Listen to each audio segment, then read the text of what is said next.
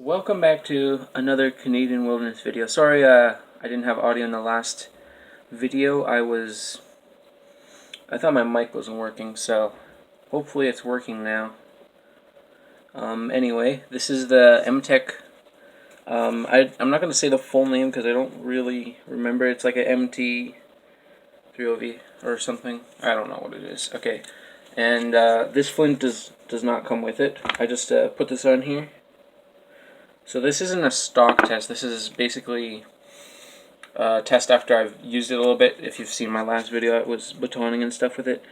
But I put this on here because this sheath, sorry, let me turn it around. The sheath right here was loose. Like this thing would, the knife would come right out. So now it's tight. And the knife doesn't come out at all. Before you could pull it right out even when this was clipped. So I suggest you guys do something, maybe put a piece of leather or nylon or something. So this is the knife here. The edge, I don't know if it'll focus on the edge. Kind of focuses. There is a chip in the edge right where my pointing finger is here, but I don't think you guys will be able to see it. I tried to sharpen it out the best I could, but I'm not the greatest with sharpening, unfortunately, but I'm getting better. Just gotta look up a couple more YouTube videos. Anyway, so yeah, this is made by Mtech. It's made out of a 440 stainless steel. Even it's still got a coating on here though, and it's a pretty good coating. There's some like sap on the blade, but it hasn't really. I've scraped my fire steel with it on the spine, and the spine hasn't really got any marks in it, and the tip is very stout on this knife. It's not incredibly pointy. I sanded a bit on the top because I wanted to make it a bit pointier, but it's not incredibly pointy, but it is very tough. I'm not sure the thickness on the spine on this knife, and the handle is just some ordinary like Chinese plastic. Sorry guys, I'm used to using my phone. Fortunately, it's not very good quality, but I'll try. I'm gonna be trying to get a camera here soon. So it's just a plastic, Chinese plastic, cheap, and then there's a lanyard hole here. The lanyard actually came with this lanyard here, just a nylon rope. So yeah, I'll go outside and test it. Okay, before I start chopping, I just wanted to show you guys this knot here. This is what I was chopping on that actually made the chip in the blade.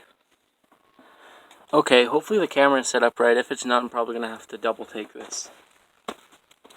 Let's see. Oh. My baton was stuck. If you guys want me to do a review of this flint, the only thing I know about it is it says north of 49, probably from the paw, and it's fell out of here at the epoxy, but it also came with this striker.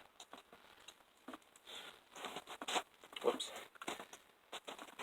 Okay, so I'm going to be doing a gradual test. This is a board of ash, I believe. If you guys think it's a different wood, then you can just tell me in the comments. This is also a piece of ash, I think. I won't be doing too much feather sticking because this knife I can't really get a good edge on it. It's the grind. I would have to reprofile it, but it's a good, harder work knife. This is a piece of poplar. This is a piece of pine. So I'll start with pine, poplar, there, and come on to the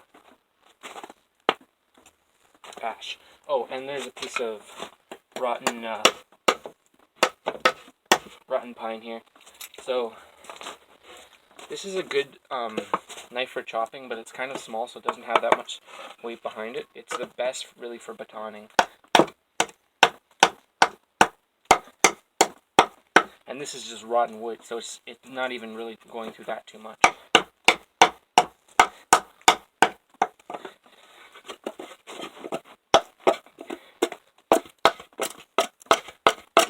Also, one thing about the handle though, it's very tight. I've batoned and I've smacked it and it stayed on. It's got 3 metal screws in there.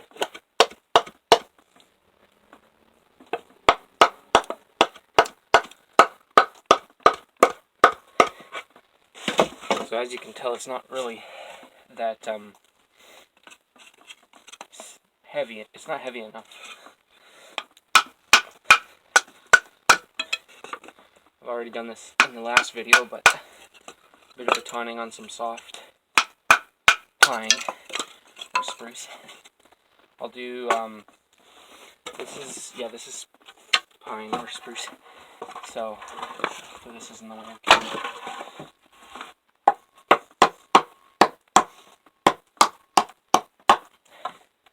It seems that the tip here is sharper, and that here is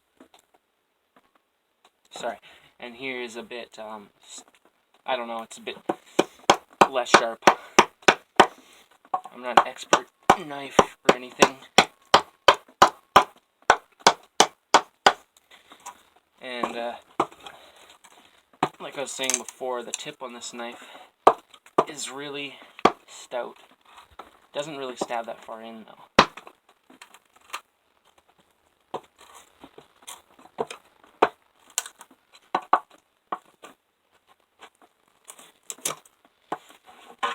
So the pine. I'll try and feather stick with one of the smaller pine boards, but mostly just testing out the edge. And done with that one. Go on to poplar, I guess. That's a big piece of poplar. I won't be able to do much to this big piece. Try a little bit, I guess.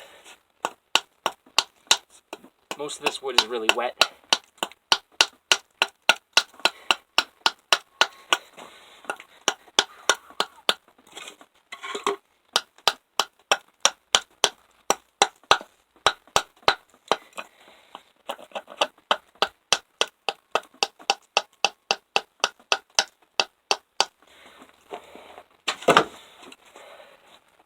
Not super crazy sharp. I need to put an edge on it somehow. Voice crack. But anyway, let's see. I can baton this, but let me chop it a little bit first.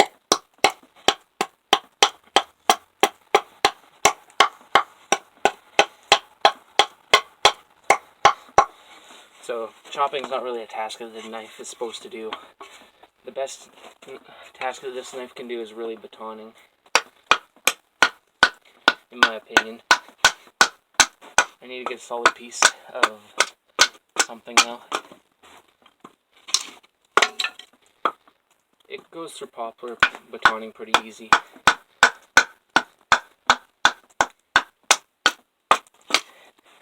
Another thing is, if you're holding it, I have medium hands, I guess. My hand, it feels pretty good. This is the hand I'd hold it in normally. My pinky, I'll just show you on this hand.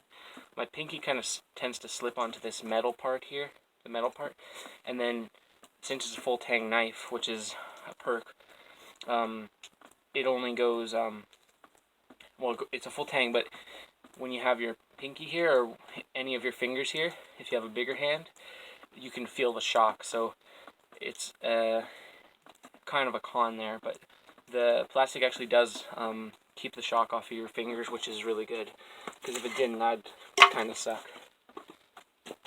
Actually, I should have done this before I moved on to the pine, but okay, probably shouldn't even do feather sticking because it's not gonna work. So it's making pretty big feathers, so I'm not really gonna mess with that.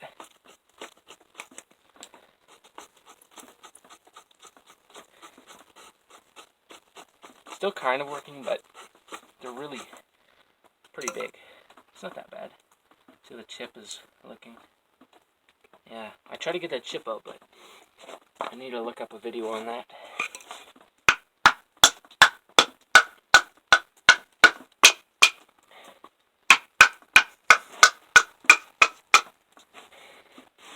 There we go. That's the poplar. I'll do a stab test on the poplar. I don't know how deep it'll get. It's the only thing about the poplar. or any wood really, this thing doesn't stab very deep. But if it was into flesh, oh yeah, what I forgot to tell you guys too, this knife is the center of balance is probably around this first screw, right about there. And it's a great throwing knife. I can't really show you guys too much from this angle, but I'll show you here. There.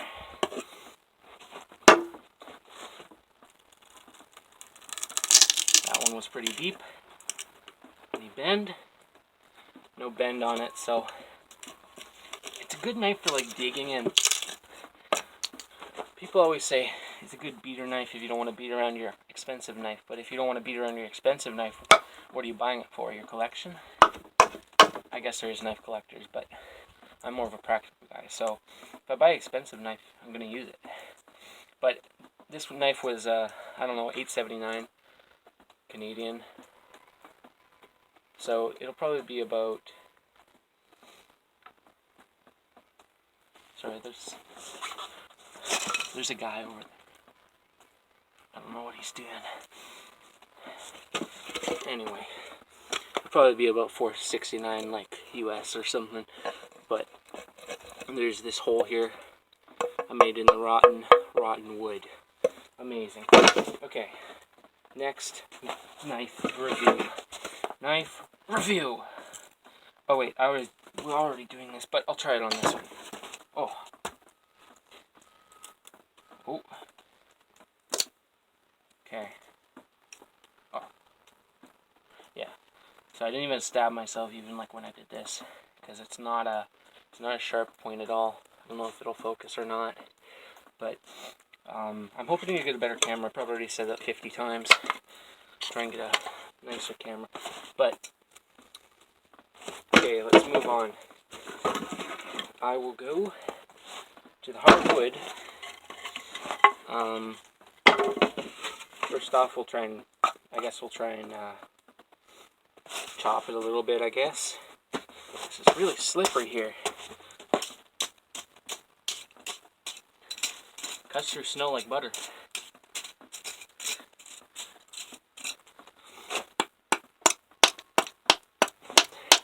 So, if you guys know what kind of wood this is, put in the comments. I think it's ash. It's pallet wood. It's definitely a hardwood.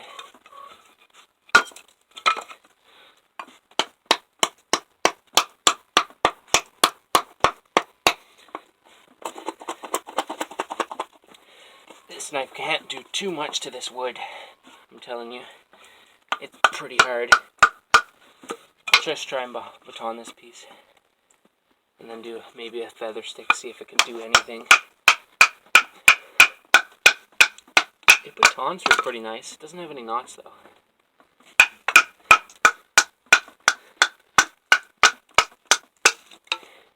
I'm pretty surprised with the finish on this knife. I've been beating it a lot and it hasn't taken off much finish, if any. Some finish, a little bit from batoning. But I've been going through knots.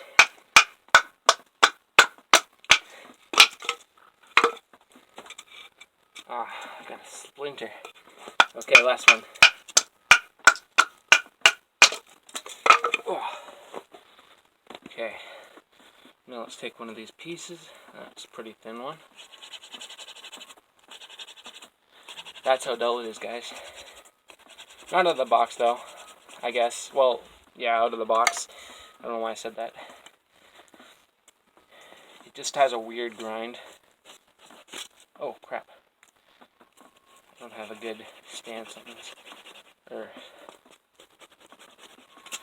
So I'll get a better testing area next time for my HK Survivor knife, which I'll put to more of a test, but overall, I like this knife. I think this knife is basically a good throwing knife and a spear knife. Yeah, it's for the price. Like, if you're buying it, if you're buying it to have as one knife, I wouldn't really do it. I would rather get a Mora. Let's see. I'll go sideways on this to see if I can go through this knot. But that was a fail. But it's a good knife for the price. It's like $8 in the orange version. Pink and blue, I believe, are more expensive. I won't go through that knot. I'll do the hardwood one more time. I would probably pick up this knife if I were you, but a Mora knife is a similar price point, probably a couple dollars more. So if you're looking for a cheap budget knife, I would probably get the Mora, but this one is full tang, and it does do a better job of more of the heavy duty tasks. But the steel on this is pretty bad. I'm not sure what the what kind of stainless steel Mora uses, but I'm pretty sure that they have a better tempering and heating process. This one chipped after like 1 day of use. I was going pretty hard on it, but it still chipped, and it was only on a softwood pine knot. So that's probably about it, guys. Hopefully I'll see you in more videos to come. I'm hoping to have lots of fishing and hunting adventures, but I hope to get my quality up a bit. I'm not very good with technology, even though I'm younger. I'm not very good at that kind of stuff, which doesn't mix well with YouTube, but I'll figure it out. I'm trying to throw it in for the end. And there you go, the whole video is out of frame.